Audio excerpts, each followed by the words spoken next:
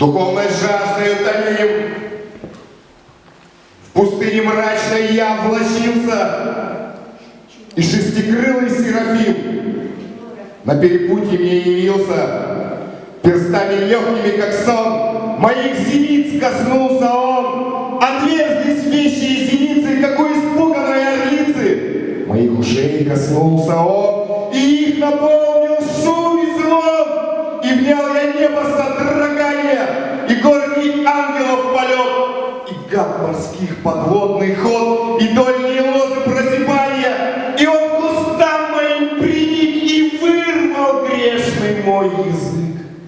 И правнословный и лукавый, и жаломудрая змея в уста замерзшие мои вложил десницы кровавой.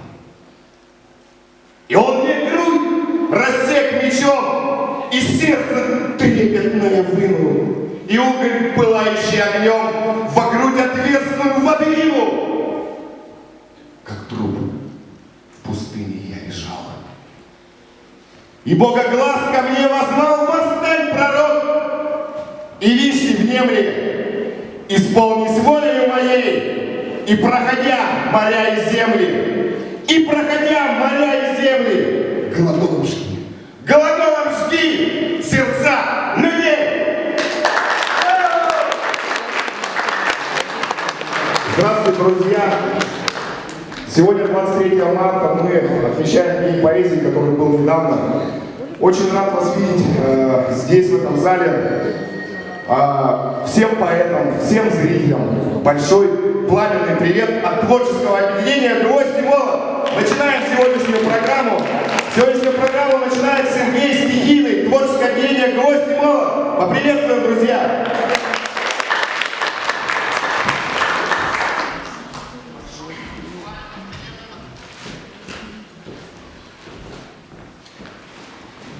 Добрый день.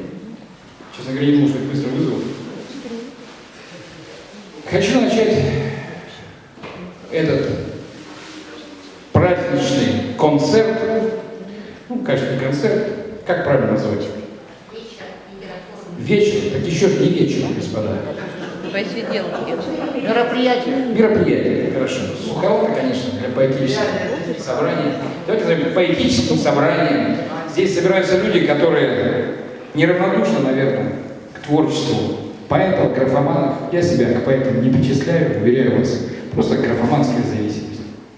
Итак, хочу начать вот с этого стихотворения. Оно до сегодняшнего дня называлось «Фальшивое счастье». Я его переименовал только что, это будет называться «Бумажное счастье».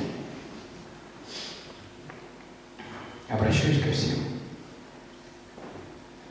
Что же с вами, люди дорогие? Позабыли радость светлых дней? Настроение, будто вы в могиле от нехватки гребаных рублей. Где былое доброе общение? Где же ваши добрые глаза? Без добра огромное мучение, без добра счастливым быть нельзя. Что случилось с вами, люди ныне? Где же ваша русская душа? В горечи заснеженные полыни или в стоге сена у ручья? Поменяли счастье вы на деньги, к ним равняя ценность ваших дней. И теперь вокруг сплошные тени. Свет для вас идет лишь от рублей. Я надеюсь, вы хлопали за рубля. Разговор со стариком. Обычно от меня ждут какие-то там веселушки, я всякую, несерьезную тематику выбираю, наверное, для того, чтобы не грузить никому. Но сегодня можно я чуть-чуть погружу. Так, вот освещение. Разговор со стариком. Причем стихотворения, как правило, они автобиографичные, и я редко что-то придумываю, выдумываю, я всю жизнь беру. Подсел в кафе к старику, с его, конечно, позволения.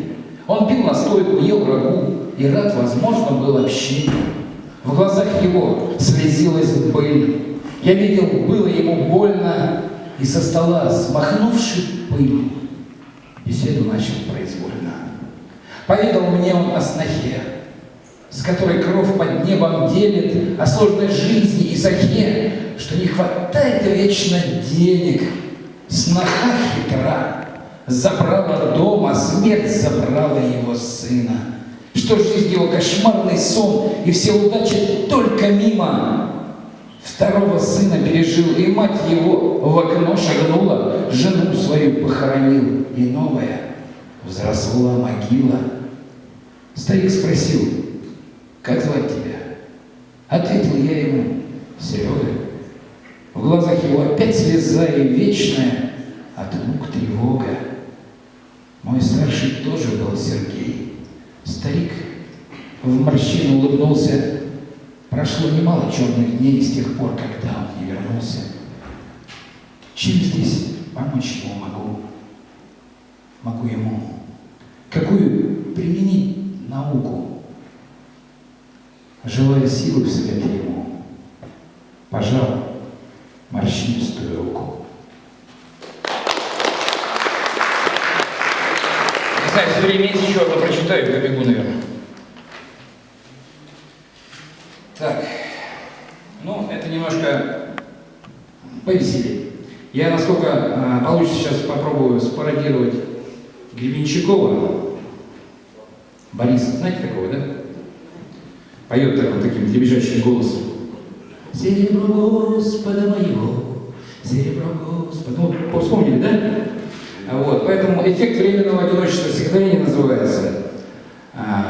И читается оно, ну, внимание, у меня предупреждение будет написано, внимание, читать голосом Бориса Гребенщикова. Насколько это получится? Я укроюсь от холода пледом в моем стареньком низеньком доме. Никуда я сегодня не еду по сырой и холодной дороге. Кто-то снова звонит на мобильный, к жизни этой меня возвращая. К суете бесполезно дебильной, планы действий на жизнь намечая. Не хочу отвечать, не стану, мне под пледом моим уютно. Я под вечер залезу в ванну, чтобы крепко заснуть мне под утро. Отключился от внешнего мира, перегрузка вредна интеллекту.